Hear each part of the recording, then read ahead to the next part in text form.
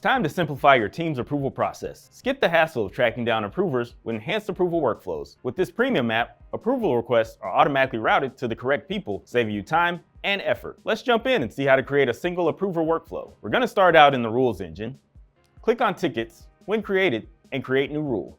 Next, name the rule. Then choose the issue category that you want associated with this approval. Select Send for Approval under Perform these actions. Select the statuses connected to the ticket during the workflow. For awaiting approval, you can choose awaiting approval denial or a custom status that better fits your needs. For Approve, select In Progress. This will now allow an agent to start working the ticket. And for Denied, set the status to Denied. Now we have to route the approvals to the right person.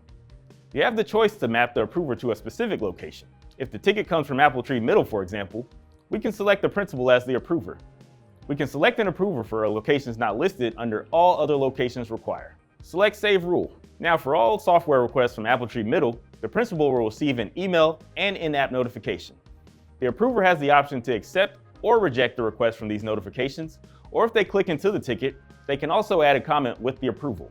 After the approval, the agent can begin work. That's how you make sure approvals are automatically sent to the correct person using enhanced approval workflows. If you would like to learn more about Instant IQ, head over to InstantIQ.com for product information, customer success stories, and our on-demand video library. You can also schedule a live demo for an in-depth look at Instant IQ in action. Thanks for watching.